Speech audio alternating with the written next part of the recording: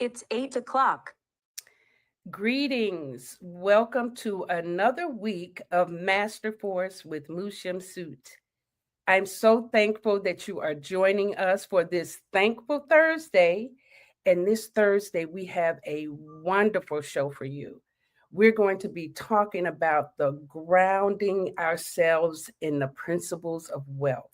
So I'm glad that you're here, and I'm glad that you're going to hear such great information from my mentor, Dr. Asar Hapi.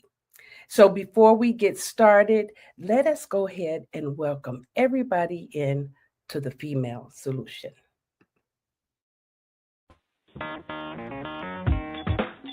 Women have the power to transform this world. We can end crime and violence if we all agree to do one thing: share. Let's share our wisdom, share our time, share our talents, share our finances, but most of all, let's share our love. This is the Female Solution. Yes, we are sharing our love and our knowledge this morning. I don't know if anybody realizes that we're in the full moon of Taurus right now, and this energy is so nurturing for us. It's nurturing for our persons, it's nurturing for our relationships, and it's nurturing for our passion in life. Right now, people are struggling with a lot of financial issues, and we keep thinking that it's separate from our spiritual well being. So, I've invited one of my favorite people in the world who also happens to be my mentor, and he's going to share with us the amazing principles of wealth, but they're entitled Principles of Solomon. Let me bring to the stage my wonderful mentor, Dr. Asar Hapi. Dr. Hapi, how are you today? Greetings, Moot. Greetings. Excellent. Thank you How's so one? much. Everything is good. I just love that you make yourself available for these opportunities so that the people in our community can get to know you and actually vibe with you. You have been amazing in my life, and I would love for everyone to know what you do and how you're doing in life, right? Can you hear me okay? Right. I Can, can. Can you hear me wonderful. fine? Yes, I can. Now, what I would like to do before we actually get into the topic, I would like for you to introduce yourself so that people can get an idea of what you're bringing to the table. Can you do that for us, Dr. Happy? Give a I short bite. can. Okay, thank It's you. very, very short. I'll try to keep it as short as possible. Okay. Um, I I came into my career when I was 20 years old. I was diagnosed with a condition called sarcoidosis that was an incurable disease that could have taken my life. And this particular disease took the life of Bernie Mac. Most of you all have heard of him. He was a very famous comedian. So this inspired me to go and learn about how the body can heal and how the body works. And I went to school and I went through my first schooling, which was the College of Naturopathy, which is a national college here in America. And it taught me the basic sciences of health as well as the nutritional sciences of holistic health, as well as the learning of touch, in which we learn how to work on the body so that the different problems that the body have can be alleviated. From there, I went on to chiropractic school where I received another PhD. And in that, we learned more about the bones and the spine and the nerves. And with the first school, we learned about that also because a chiropractor had developed our science of naturopathic, which was a science that was primarily developed in Europe, and it was called napravet, which meant to fix pathology. And that particular chiropractor in the 1930s, he developed our system. And our system was more of a system where we dealt with connective tissue damage in the spine and in the limbs. And we worked with the nervous system just like the chiropractor. But our treatment was much more therapeutic as well as much more comprehensive. It was more of a healing system and healing sessions that would bring the body to a very wonderful state of comfortable and improved health. And that I did for a series of years, as well as the chiropractic. And then I was introduced to a healer out of Tucson.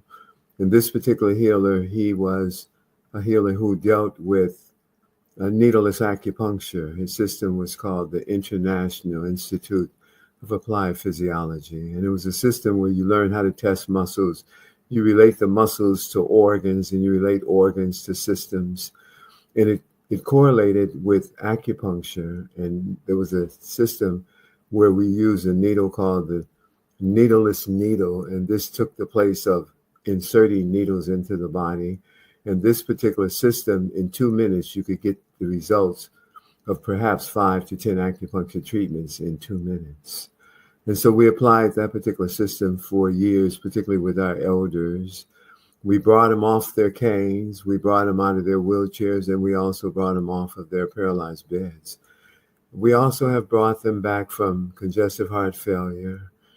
And so in our work that we do, we have been blessed to understand the powers of the breath, in which that is another system that I mastered as a Grand Master of the Kemetic Yoga system, which has been over 53 years in which I've taught that, and also was in the research of that to develop us into understanding the powers of the breath and how the breath could be a regenerating force that could bring all of us a younger state of super well-being, of vitality and wellness.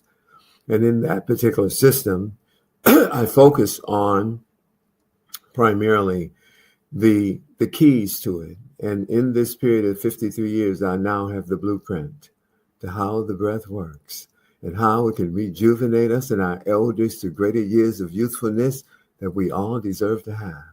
So now I am in the state of teaching that. I have a few students, but I look forward to now expand my knowledge to those globally, but particularly to those that are in the diaspora of the states of the United States. And so particularly Chicago, since that's where my temple is, the shrine of Hapi. And in these shrines, we focus on teaching all the secrets that the ancestors walked with, all of these secrets that made them great and made them genius and made their society the society of societies. Their society is the greatest society that ever was and ever will be. And the knowledge that they had on the walls of the pyramid, that knowledge has now come off. That knowledge is in our temples and raising our people up to be superheroes and sheroes of themselves. Now, as I have stated, the last system that I learned was the acupuncture itself. And in that system, I got another degree, but we learned how to use the needles. And we were working with people who had AIDS back in the day when the AIDS first came on the set. And so we were doing treatments at Cook County Hospital. We were treating the patients. That's where they were being treated for AIDS back at the beginning, before they created a building for that particular population. And so we would see on Wednesday and Friday, we would go there and we would do treatment. So these are the different systems that I have mastered. And these systems, when I combine them together, it is a powerful, powerful system in the healing of our people. So that's kind of a basic, short description of my background system. You did really, really well, Dr. Hapi. And you didn't mention the Swiss shards, though. You didn't mention the garden. Tell us a little bit about the master gardener, because we've also been blessed with some of your knowledge in that area. There was a time when we were working to build out gardens in Chicago. So how does gardening actually tie into all of your healing principles? Well, I'm glad you asked that, Sister Moon. The understanding of gardening is actually the understanding of organic medicine. One has to look at food as medicine. And if you look at food as medicine in its organic state, that God has put everything in the food, and the food gives us healing if it comes close from God. The garden is the closest you can get to God. And in this garden, the food is so vital. Our garden is so beautiful. The food is so vital. You don't even want to pick the food but we pray on the food when we're growing it. We say, food, we must eat you. So grow great. We pray, God, let the food grow great. Let the food know we must eat them so that they can give us greater life. And so the garden is our closest access to God. And so in the garden, one has moments of meditation. In the garden, one has moments of relaxation. In the garden, one has moment of exercise. In the garden, one has the ability to strengthen themselves with the soil that they lift up and move around. And in the garden, one sees the manifestation of God. One sees the growing of these seedlings that then become strong. Our Swiss chard, Moot, our Swiss chard is the delight of delights. Our Swiss chard is so delicious. The leaves, if you see one of our leaves might be 2.5 to 3 feet tall. One Bigger than my new leaves become, grandbaby. Yes, I'm not trying, that's right. I'm not trying to be violent. But one of those leaves is a whip. The grandbabies would see that, and you just swish it on your arm. And the grandbaby say, "Grandma, don't beat me with that." This Swiss chard is so good. It's so delicious. And so we give the Swiss chard to our patients when they come to see us. We send them home with a bag of the Swiss chard and the tomatoes and the okra. And also we give them some, we have the celery, So divine. So next time we must show a picture of the garden we must show that we have absolutely. here at the Yes, temple. We we'll must show do the that. people what a garden really is supposed to look like when it is in its most vital state. 11 beds we have, and the 11 beds is a very nice spread when you look at it, full of nourishment in its abundance. Naima says, greetings, Dr. Hapi. Thank you for sharing your wisdom. I can testify your methods work. You are still as vibrant as ever. Wonderful. Thank you, my goddess. That's Naima. Thank you, my goddess. And then Higher Learning says, looking forward to an awesome show with you, Dr. Hapi, with you and Dr. Hapi. Wonderful. So now, Dr. Hapi, I want us to go ahead and talk about what it is that you're going to be sharing today. So I'm going to let you go ahead and get into. I didn't want to take myself out. Okay, there we go. All right, so now we want to go ahead, Dr. Hapi, and get into the principles of Solomon. So, are you back with us yet? I am. I'm right here. Okay, so you want to go ahead and get into the principles of Solomon? Yes. Okay, so when we look at wealth, we must look at some understandings of what creates wealth. The question may have not crossed our path. The question may not have been a question in our circles. A question may not have been a question in our families. We all have these family reunions. And in these family reunions, they're so festive. We eat, we drink, we be merry, we be happy. We have such a wonderful fellowship. But this question of where does wealth come from and how do we create it so that our family can have a greater future, where the future is perhaps not lined with gold, but lined with comfort, because the wealth, it brings us comfort. It brings us convenience. It brings us the ability to not toil so hard, to not be so stressed in life, because that stress then brings illness. And then the illness then take us into the need for more wealth so we can get out of the illness, but we don't have no money. So it creates a vicious cycle for us in our health. So the principles of Solomon became a concern of myself as I saw deprivation and poverty coming upon us even greater, particularly in these last of years that now we see that Trump is in office. We see that prosperity is trying to be taken away from us, the DEI being taken away, and the even now we talk about the Medicaid and the link card, the SNAP card for food, the basic to survival, we see that that could be on our forefront, on our front door steps. So do we need to know some principles of Solomon right through here? Well, I think we do, because in these Yes. principles of Solomon, we will be able to fortify ourselves so that as the deprivation of the decline and the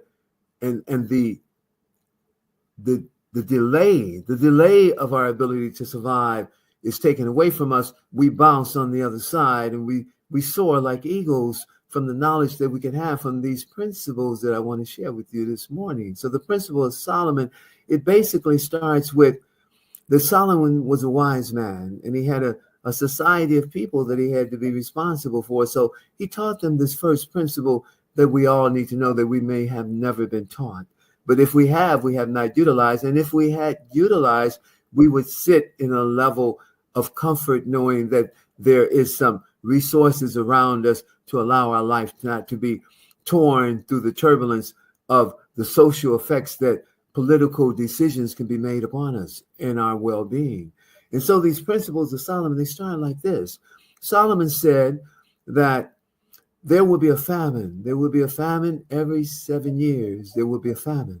And this famine will make it very hard upon the people to survive.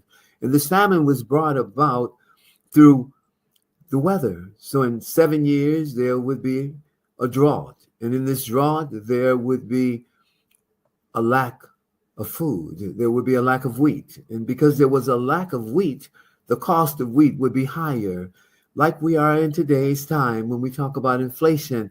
And just the other day, in these last couple of days, they talked about the political ramifications of that, and that the politicians, the Democrats who were talking about the economy, they were the ones who won. So we go through the economy through all of our generations, but back here in Solomon's time, the economy was that when the famine came, we need more money. We need more money because the wheat was going to cost more, because there were going to be a shortage of the wheat. Well, that was inflation then, as food costs now is inflation. And so Solomon said to his people, he said, now, this is how we will deal with this future dilemma in 7 years when the famine comes. We want everyone, every family, to take 10%.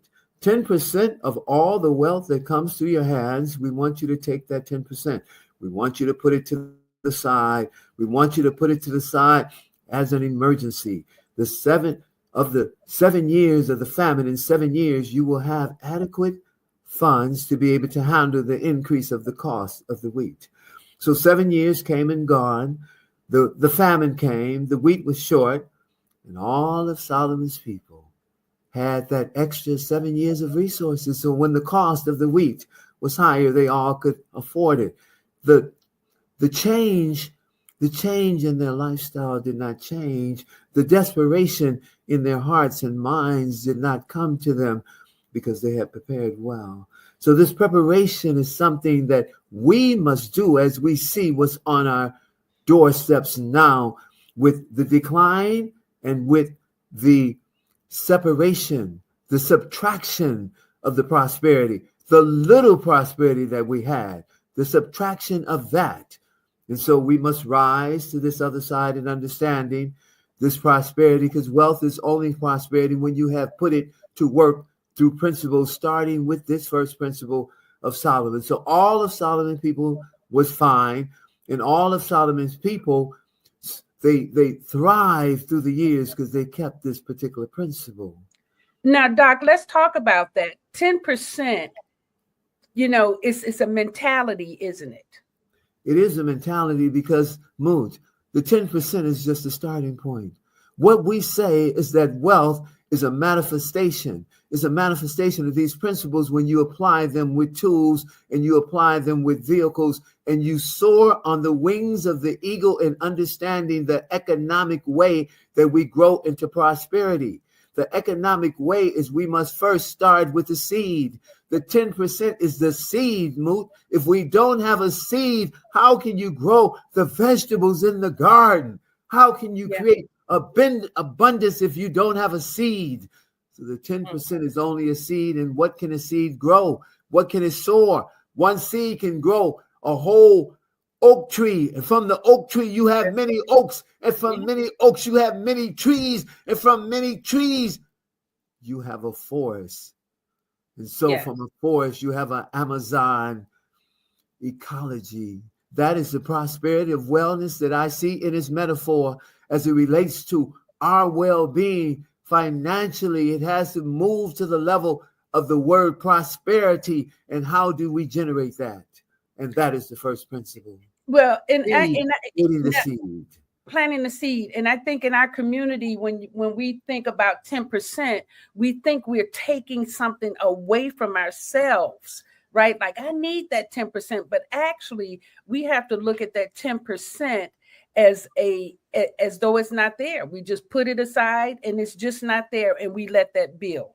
Is that what you're saying? Exactly. What we have to see is we have to see the understanding of the squirrel.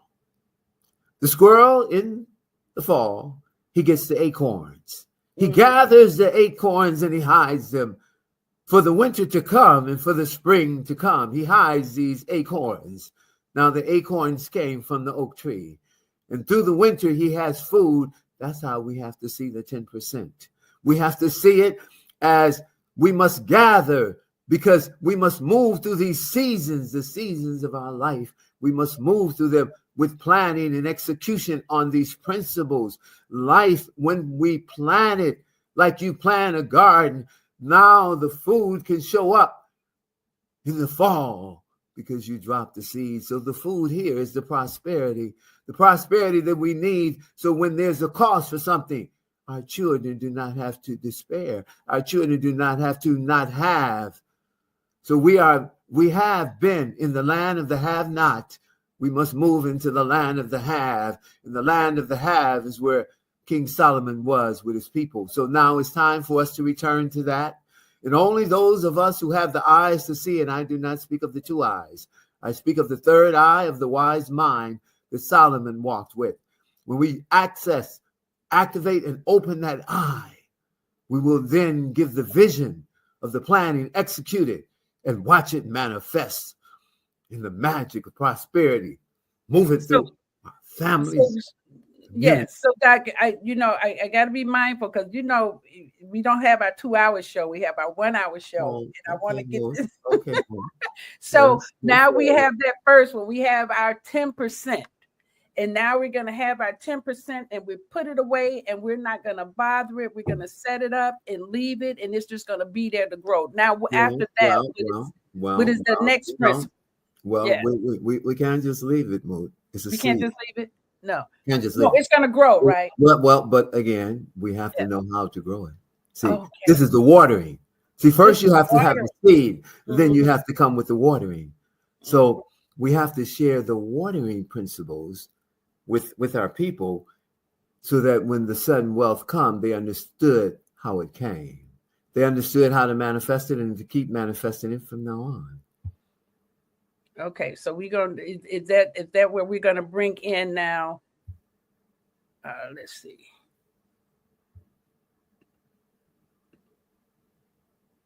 Can you hear me, Doc? I can. I can hear you. Can you hear me? Yes. So now the watering, are we okay? Divine rising. Thank you for giving the survive and elevation tools. That's right. So now one of the first tools, the watering tools we talk about, then is that going to be gratitude, Doc? For the watering? That's one of them. That's one of them. That's okay. So let's speak on that. Let's speak on that for a second, because what we have is that gratitude is an action. It's an action. And if we don't do this action, we can't show we have gratitude. And if we can't show we have gratitude, we cannot get favor. It's favor that gives us prosperity. Favor. Favor is something we never even talk about as it relates to gratitude. So gratitude is an action, and this action starts with something we do. So let's say, Moot, let's say you were stranded on the side of the road. And while you were stranded, there was this man, he was begging. He was begging you for a handout. And you said, I'm not giving no money to that beggar. He's just one of these hustlers on the street trying to hustle my dollars out of my pocket. And I know he go home with a pocket full of money and and I'm not going to get played. Okay. So now this particular night it's raining and your wiper is broke on your car. Your wiper is broke. And there's a great chance on the expressway you might have an accident because your wiper is not working and you might die that night. But this beggar that you had such a low, inferior attitude about, like he's nothing. He's a beggar. I'm not giving him nothing. He's a sneaky hustler. He's only trying to survive. But meanwhile, you about to die. You might die this night on the expressway. And he says, can I help you? But in your open mind, you say, I'm going to give him $1. You're the opposite person now. You're the person that says, I'm going to have empathy. This is where gratitude comes. Empathy comes in there following gratitude. You say, I'm going to have empathy for him. I'm going to give him $1. But then he says, your wiper is broke. You might have an accident on the expressway. Let me fix it. So he comes with gifts. He comes with skills. He takes the wiper off the right side and put it on the left side and take the wiper off the left side and put it on the right side. And now you can see.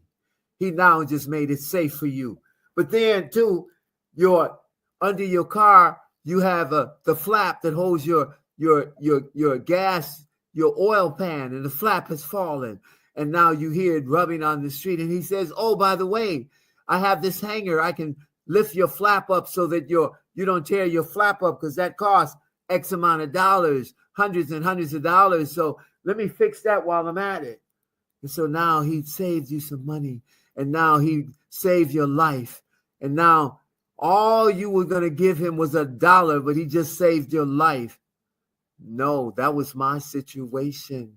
I gave him $100. Oh, wow. I said, thank you, my brother. God sent you this night. I could have died. God sent you. So here's $100 for your blessing. So in gratitude, you never know. You never know who comes upon you. You never know that God sent them. So when someone comes to you and asks for a handout, don't be that person that says, no, he's nothing. I'm not going to give him $1. See it as someone that God sent and tested you. Tested your gratitude. You know, that's a great point because God is always sending people to us. To test us. To test us, to grow us, to give us a mirror. Yes. Yes. To give us an opportunity to actually reflect on where we are in our own goodness or where we need to become a little bit more generous, right? A little bit more generous. Yes. Let me tell you one other story on that so you get real clear how gratitude create favor. I go to my barber. And my barber, I go to him every so often to kind of get spruced up a little bit, try to be for the G to the Q. And so my barber, when he gives me a haircut, I was in this chair this one day and the brothers were in there. And I kind of spoke on it while I was giving the brother the tip. Now, the haircut was $40. I gave the brother $55 because they say you should give at least 15%. Well, 15% of 40 is $12. And so I said, no, let me sprinkle a little on top of that, a little dressing on top of the 12. So I gave him 15. And I said, this is the shop of the GQ. This is the GQ shop. I say, all the brothers in this shop, I know they take care of their barbers real good because the barbers have them looking like $1 million. I say, every brother in here who's getting a haircut, I know you do your barber real well and give him at least a 20% tip. I know you give him at least 3 times what the average person may give him. Is that true, my brothers? I got the sound of a churchyard mouse. The barbers, they say, speak up, apostle, speak up. I say, my brothers, when one give us service, we must show gratitude because then we get great favor. On that day where you might have an important event to go to and you need your barber to get you straight, and you call and your barber saying, no, I'm too busy for you. But if you was that same brother that blessed him through the seasons, he'd say, oh, I got a little extra time for my brother, because my brother knows about the law of gratitude, the principles of gratitude. So I'm gonna sprinkle some gratitude on him by making him GQ for this event. So gratitude is one of the waterings that we need to learn how to do if we're going to have an amazing garden of life. Wonderful. We're going to take a little break right now, and then we'll come back and go through. We're already halfway through the show. No, so we're not. Yes, we are, Not Dr. big. Hapi. Yeah, so we're going to take a little break and then come right back, and we'll continue our conversation about the principles of Solomon. Thank you.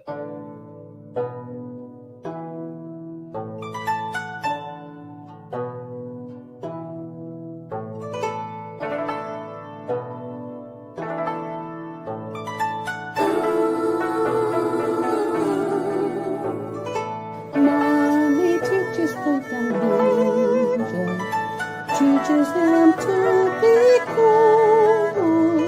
Mommy teaches the young ninja, teaches him to take a breath. Mommy teaches the young ninja, teaches him to be cool, teaches him to have a rest. Mommy teaches the young ninja, teaches him to be cool, teaches him to do his best. Mommy teaches the young ninja, teaches him to be cool, teaches him to ace his test.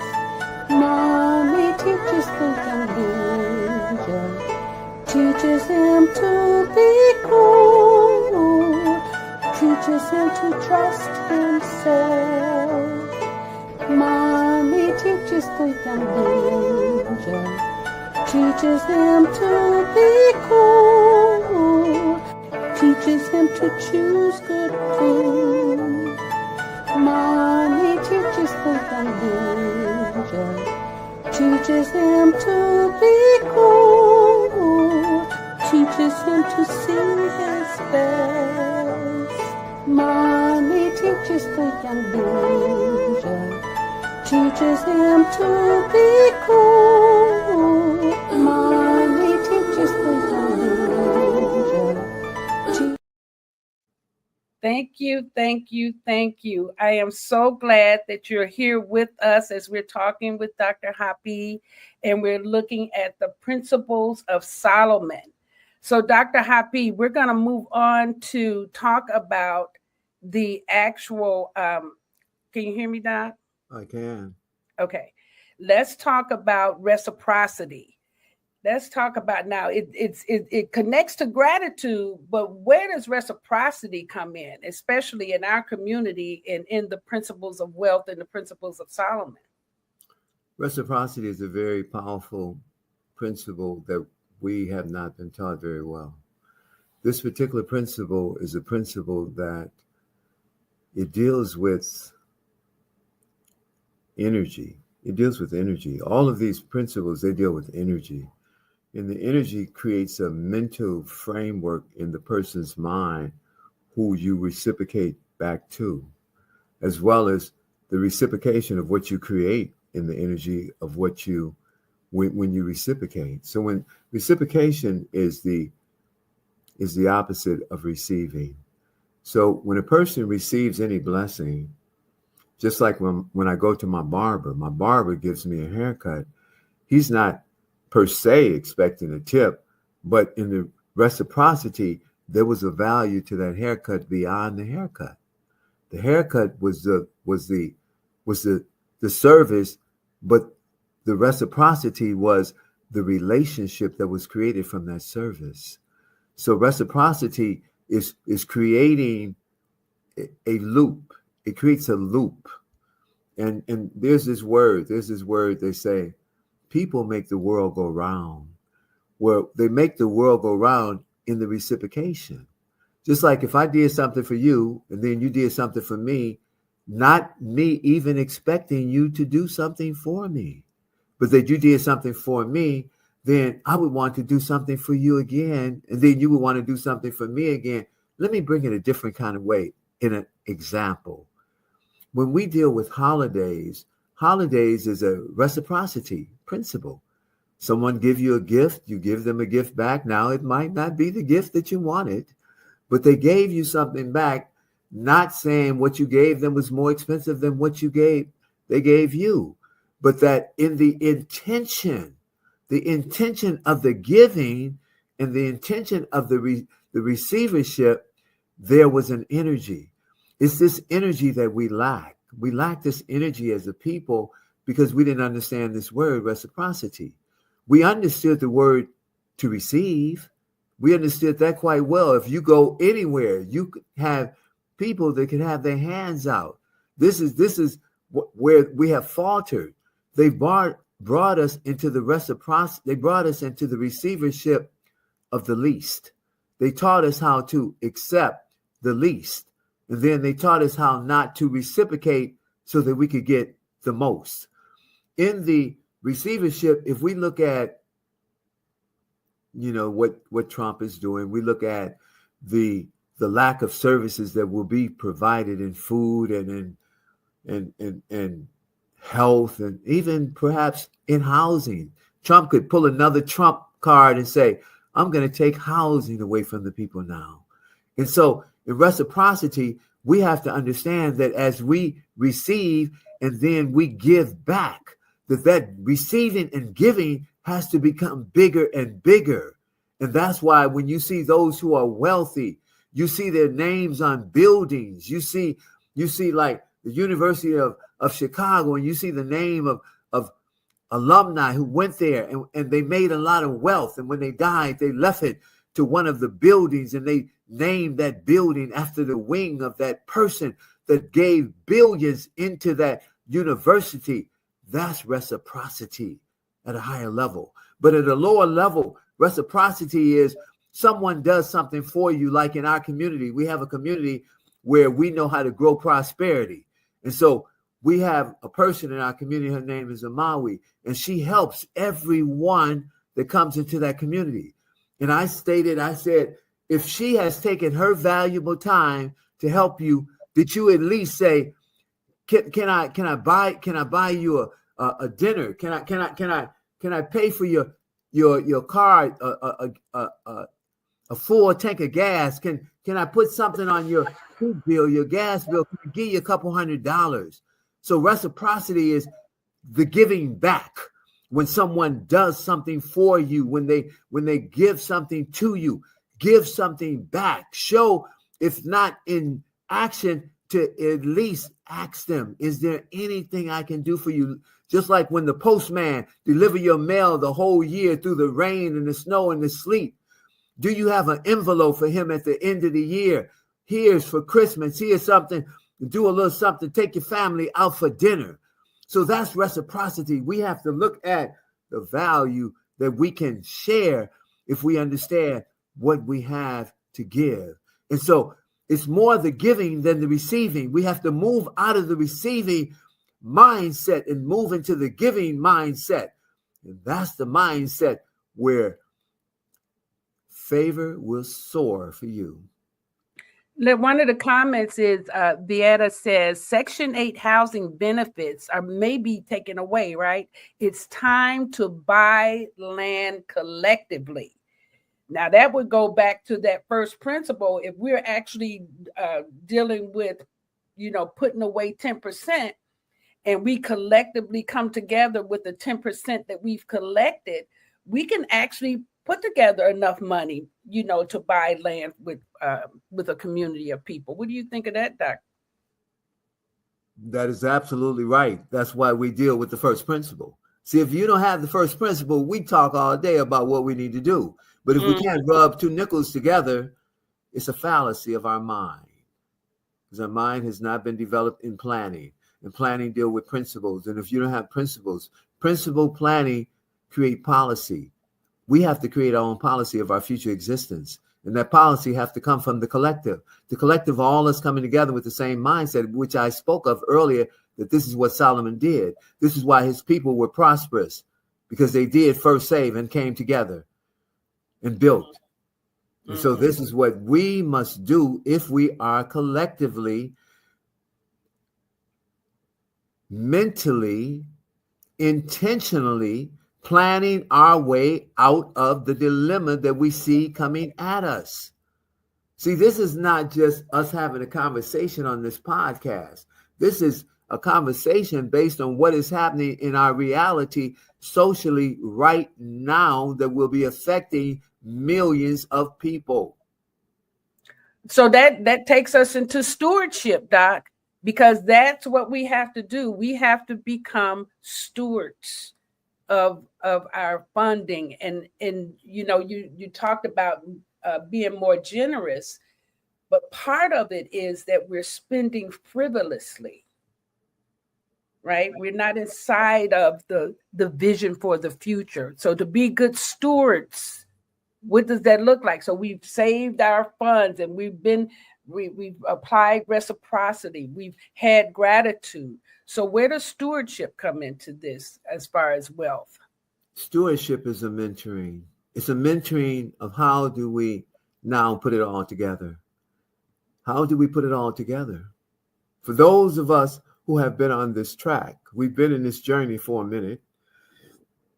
And in this journey, we came across the path of those as we were thinking about the future. And thinking about the future, how do we want our future to show up? The ancestors were very much into prosperity. They gleamed prosperity. If you see all the gold that was around them, they gleamed prosperity.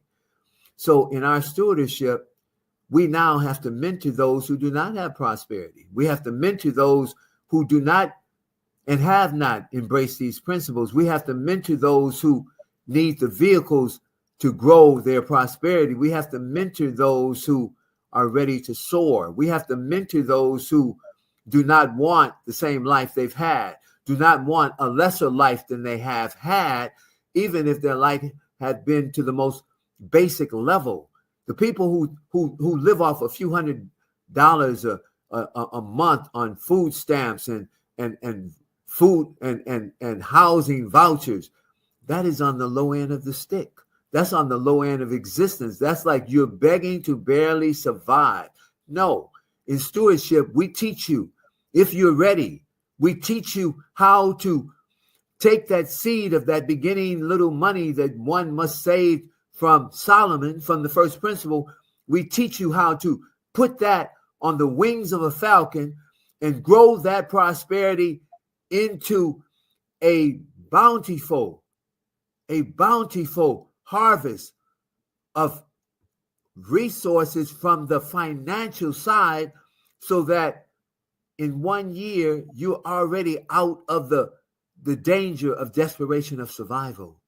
In 2 years, you are already at a level where you can fund a community, where you can create the land as well as the buildings in 2 years. In 3 years, you can create a whole campus, $1 billion campus in 3 years, if you understand these principles and you are a true seeker. See, in these principles, we're only looking for people who are seekers, seekers to be stewarded, seekers to be mentored. We're looking for seekers not just of the prosperity of the wealth, but the prosperity of health, because that is the first prosperity in our world. The prosperity of health is the prosperity that every day I wake up, my breath of life is stronger. Every day I wake up, my physical is feeling far more vital. Every day I wake up, my mind is sharper. Every day I wake up, I soar like the falcons, and I bring the vitality to myself, to my family, to my garden, to my community. I step into the phoenix rising out of the ashes. That's where we are right now. We are the phoenix in the ashes, being consumed and burned up, because we don't have the plan. We have the plan. Well, you know, are you the seeker who's ready to be rescued and become a hero and shero of yourself, your family, and our community? Absolutely, Doc. And I know for a fact, because I grew up on 53rd and Prairie on welfare with food stamps, with no parents to really support my vision for my life. Who is this? The female solution says, teach, preach, Baba Hapi. Absolutely. And I have traveled the world. I've been able to create my own fund from energy. I can say that, probably one of the most generous people in my life has been you with your knowledge, your healing. I mean, really helping to ground the energy of what we're talking about today has been so insightful and useful in my life. And that's why I wanted to really bring this forward so that everybody could hear that you can start from nothing. Nothing. 5 cents. And still start from 5 cents. Yes. In the willingness, are you willing to be a seeker? Are you willing to be a steward and be taught? Yes. If you look at my life, Moot, if you look at my life, all you see is prosperity all around me. Yes. From the breath I take, to the moment I walk out into my garden, to the moment I walk out into my courtyard, to the moment I walk out to smell my flowers, to the moment I walk out to see my vegetables growing vitally. All of this is prosperity. All of this is wealth. And we must take this and we must raise our families up in it. We must raise our community. God is waiting on us. Yes. I think we did an injustice when we made people think that cash is king, when That's actually right. It's just a force. It's a tool. We have to use it like we use all our other tools, but we haven't learned how to use it like a tool. Yes. Because we spend frivolously. We buy stuff we don't even need, and we take ourselves into debt we don't even have to go. Mm-hmm. So that's management. That's one of the aspects of a good steward. You learn how to manage what you have, and you learn how to always, with whatever you have, take a little bit and put it to the side like Solomon, so you can grow it into a mountain of prosperity on all the levels, not just in your social surroundings of the convenience and the prosperity around you, but in your body temple. Yes. In your body temple. What good is money if you are sick? If you are sick, if you are suffering, what good is money? So we have to understand all these tools and multiply from there. Yeah. And then this last one, Doc, delayed gratification. How does that fit into the principles of Solomon in building our wealth and using that seed that we first started with? Now, I'm glad you asked, Moot, because delayed gratification is only sacrifice. See, sacrifice is something we haven't learned how to do. We haven't learned how to embrace it. We must embrace sacrifice. Once we understand that embracing sacrifice, when we have a plan in front of sacrifice. See, to sacrifice by itself is not good, but to sacrifice with a plan in front of us to take the little bit that we have, that in Solomon's principle, we took that little bit. Now, that little bit might have been, I'm going to go buy me a new dress. Okay, well, that dress only costs $150. But no, we could have went to Salvation Army and got a dress that might have been a little used, but we got it for $6. We took the 144 and we dropped it to the side in Solomon's principle. And then we did some other things so that within the next couple of months, we were sitting on $1,000. We said, where did the money came from? It came from sacrifice. It came from I sacrifice over here. In a bigger picture, Moot, that's someone who could go and buy a new car. But instead of buying a new car, they bought a used car and they saved that extra money. Or that's that person that instead of buying the car, they rode on the L and the buses for X amount of time with that money that they would be paying for the mortgage or paying for the car. They now had that $1,000 put to the side. And now that $1,000 inside of 1 year grew to $111,000. That $1,000 in 18 months grew to $1.2 million. That $1,000 in 2 years grew to $12 million. You tell me we can't deal with delayed gratification as sacrifice to be able to get what we want? Even if you wanted to buy a house, you have to put some money to the side. You have to move into principle of Solomon.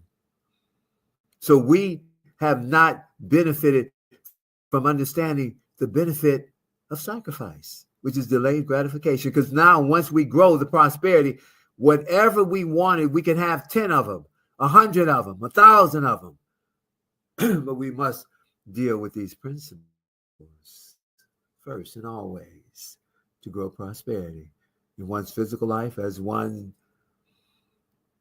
social life, as one's community life.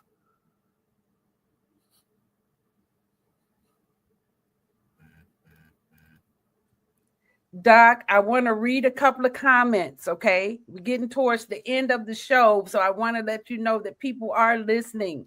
So Cinabella says, the seekers of stewardship rise like a falcon. God is waiting on us. That's a beautiful thought. And then Zelda says, oh my God, the master himself, Dr. Hapi, shares his wisdom. My girlfriend, Effie Rofi, introduced me to him years ago. Ashe. Do you remember that name, Effie? Effie Rofi, Doc? Absolutely. Wonderful, sister. Wonderful. Yeah. Hey, Effie. No, that was Zelda. That was Zelda talking Oh, about. That was Zelda talking about Effie. She said Effie introduced you to her years ago. Yes. Okay. All right. So Doc, you introduced me to a book many years ago. Oh, Cinabella says, listening intently. You introduced me to a book years ago, maybe been 20 years ago, called The Brother of the Third Degree. Do you remember that book, Doc? The Brother of the Third Degree. Yes. All right. So we have a few more minutes and then you can get on with your day. I know you have 1,000 things to do. Yes. So let's talk about The Brother of the Third Degree. That book was an amazing book. It was an amazing book. Now, when we deal with books, we're really talking about a secret society of spiritual enlightenment.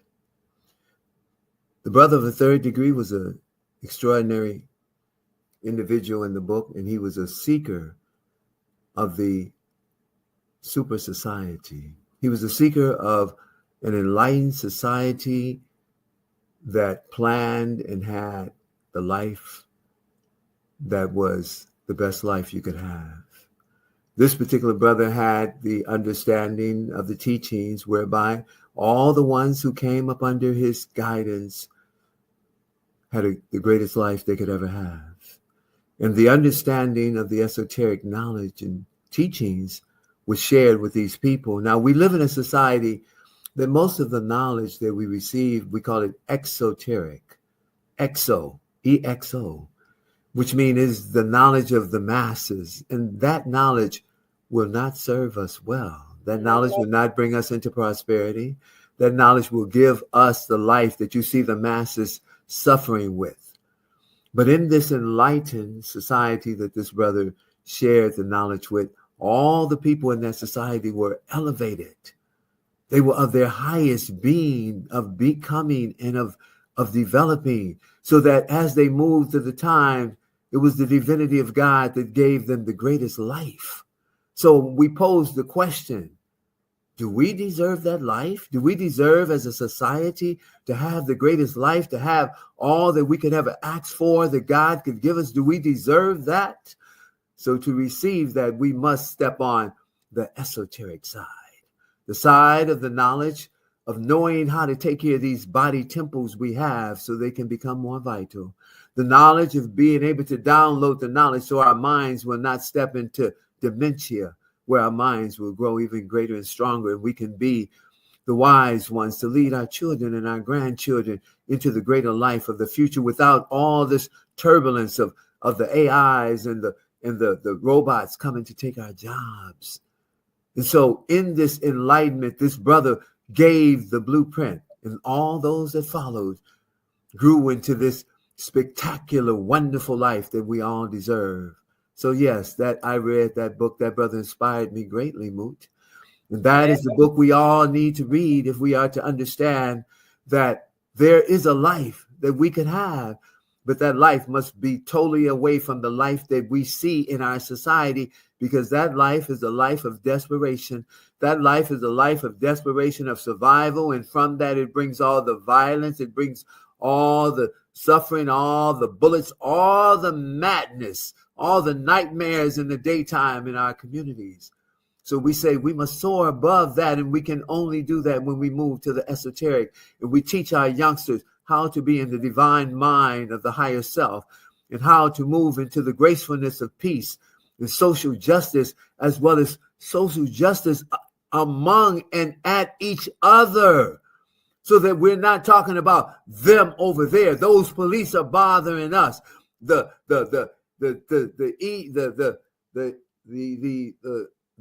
Trumpsters, all the Trump troops and all that. If we are in order, there would not be a need for them to even be there. So we must bring ourselves into this higher level of being that only our esoteric awareness of ourselves can direct and lead us into that direction very successfully with great confidence. That's right, Doc. In my teaching, when I started teaching my young men back 30-something years ago, and one of the first things that I taught them was how to be invisible to the police.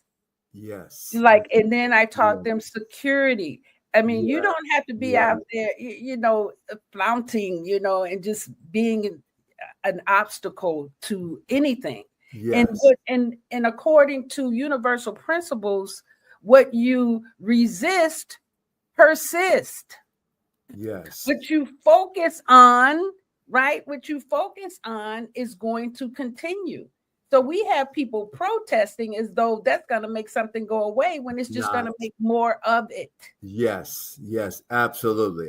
Well, Moot, as you know, being the master teacher of Master Force, that you have shared the knowledge with the people of many, many years, quite generously. You deserve so much reciprocity.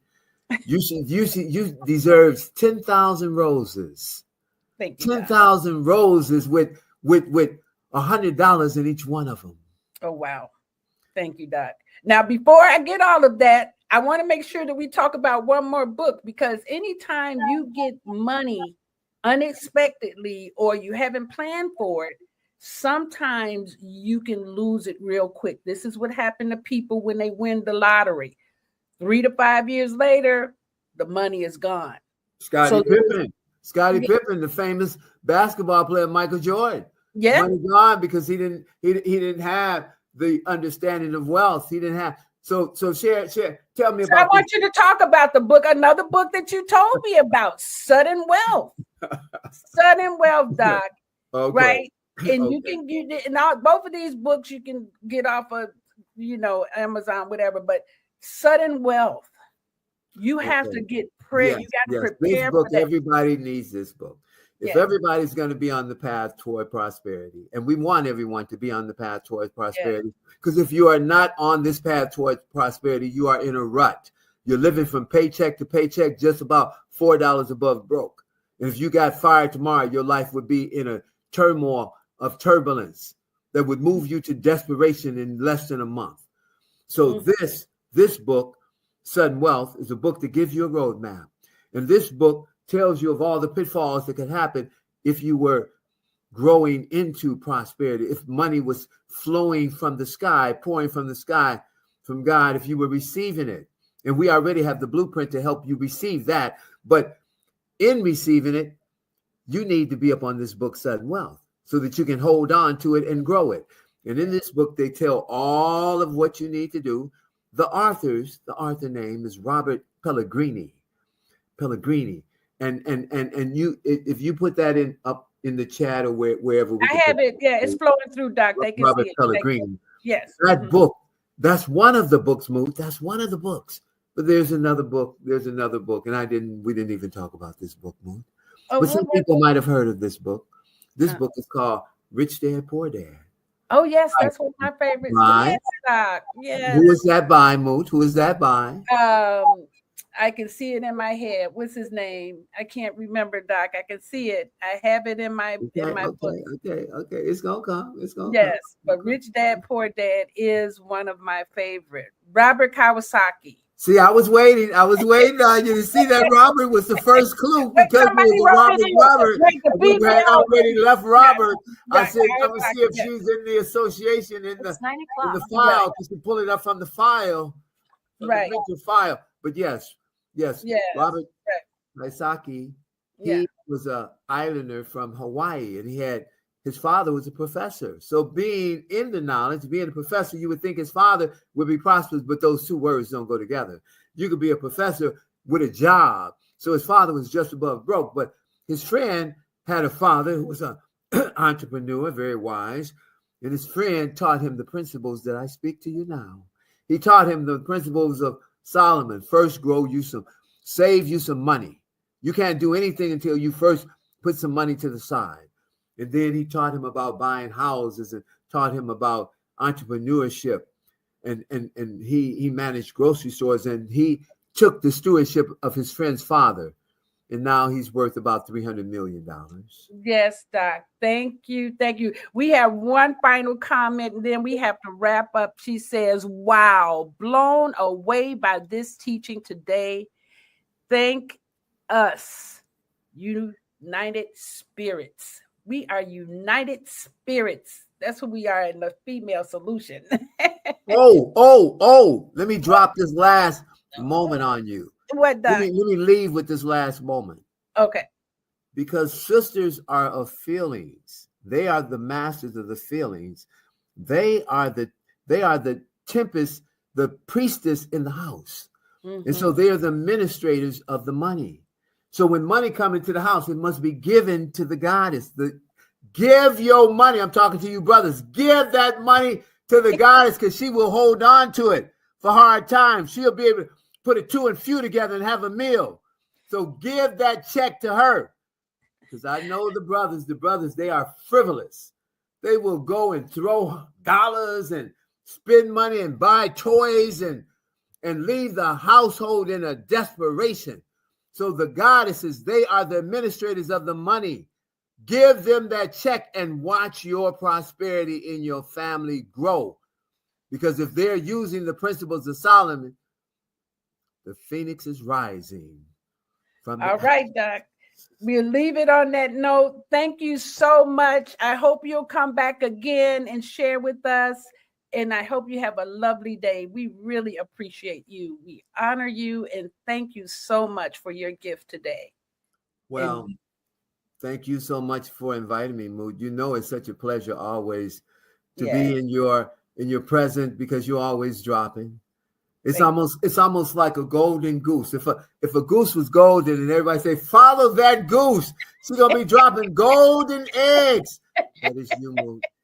You're golden. But instead of a goose, you're a golden angel. You're a golden angel because you're dropping words of wisdom that leads to great levels of prosperity. See, once we understand what prosperity is, we really, really, really don't. But once we do, we will have a thriving community. And the stewardship will not be wasted. And our children will honor us. Yes. In the future. Thank you, Doc. You're welcome, Mo. We've come to the end of our show today. If you missed any broadcasts, go to our website for the audio and video archives at www.thefemalesolution.com. On behalf of our team of radio hosts, I'd like to thank all of you who participated in today's discussions. And to our global family joining us from all around the world, we say thank you. To our family in China, xie xie. India, dhanyavad. Japan, arigato. Korea, kamsamnida. Russia, spasiba. Germany, danke. Poland, dziękuję. France, merci. Spain, gracias. Italy, grazie. Egypt, shukran. Ghana, madasi. Nigeria, eshe. South Africa, ngiyabonga. Senegal, jaref. Kenya, asante. Israel, toda. Pakistan, shukriya. Afghanistan, tashakur. Saudi Arabia and Palestine, shukran. Assalamu alaikum wa rahmatullahi wa barakatuhu. Thank you, and may peace be upon you and the mercy of God and God's blessings.